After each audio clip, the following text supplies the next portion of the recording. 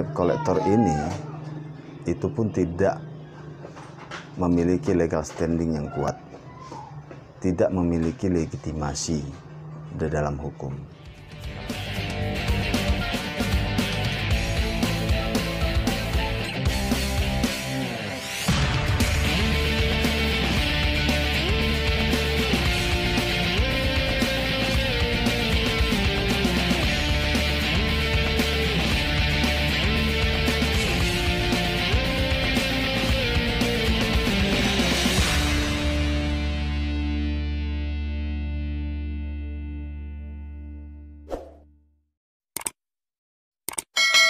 Halo teman-teman semua, para penonton setia channel Bisikin Dong. Kali ini kita akan bicara tentang realita hukum yang terjadi di masyarakat. Mungkin ada beberapa di antara kalian yang sering menghadapi atau didatangi debt collector. Nah, nggak sedikit dari kalian yang mungkin bersembunyi ataupun mengurung diri karena didatangi oleh debt collector. Nah, mungkin ketakutan itu sendiri juga diakibatkan oleh, mohon maaf ya, pada umumnya debt collector dengan wajah yang garang, ya, badan tinggi tegap gitu kan, lalu suaranya atau intonasinya juga keras-keras gitu ya. Nah, ini mungkin yang membuat sebagian kalian akan merasa takut. Tapi yang mau saya katakan, ya, tidak usah panik, tidak usah takut ya. Nah, yang perlu kalian lakukan adalah sebetulnya tetap bersikap tenang ya. Karena yang harus diingat adalah negara Indonesia ini adalah negara hukum. Jadi melarang setiap orang untuk melakukan tindak kekerasan ya, ataupun yang bernada mengancam bahwa kalian tidak membayar cicilan angsuran, itu adalah bukan suatu kesalahan yang sangat luar biasa fatal. Yang perlu diingat bahwa yang penting saudara dalam menyelesaikan urusan hutang piutang itu ya tetap beritikat baik dan kooperatif. Nah, makanya kemudian ketika teman-teman didatangi oleh debt collector, teman-teman harus hadapin, ya, hadapi dan terima debt collector itu seperti seorang teman yang bertamu ke rumah kalian. Jadi jangan dipandang sebagai suatu musuh, jangan dipandang bahwa teman-teman itu punya kesalahan berat, enggak.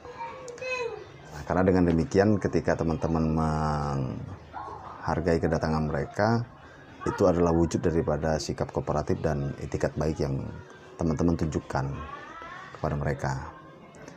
Nah, tujuan debt collector sendiri adalah tentunya untuk menagih hutang teman-teman yang teman-teman yang belum mampu membayar angsuran misalnya. Tinggal dijelaskan saja apa yang menjadi kendala teman-teman terlambat ataupun lalai dalam mengangsur hutang. Ya. Nah, berikutnya teman-teman juga harus menjaga sikap dalam menjawab pertanyaan debt collector.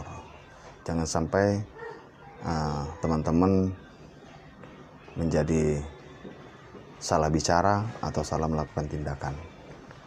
Ya. Nah, mungkin nggak jarang juga ada teman-teman yang secara responsif ataupun secara natural mengatakan suatu kata-kata yang dapat menyinggung perasaan. Nah, sikap-sikap ini yang harus perlu dipahami ketika menghadapi debt collector, ya. Nah, lalu kemudian mungkin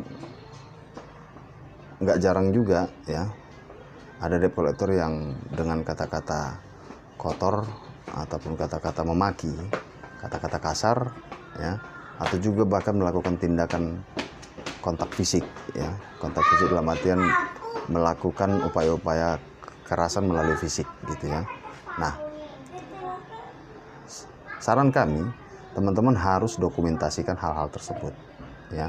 Dokumentasikan, nah, baik melalui foto ya, atau video ya. Kenapa perlu dokumentasi ini? Agar menjadi suatu pelajaran hukum bagi para debt collector ataupun orang yang menugaskan debt collector tersebut, bahwa ada tindakan kekerasan yang dilakukan oleh debt collector ini. Nah, ini kemudian menjadi suatu peristiwa hukum yang dapat diproses hukum ya. Karena biar bagaimanapun juga tindakan-tindakan ini tidak dapat dibiarkan.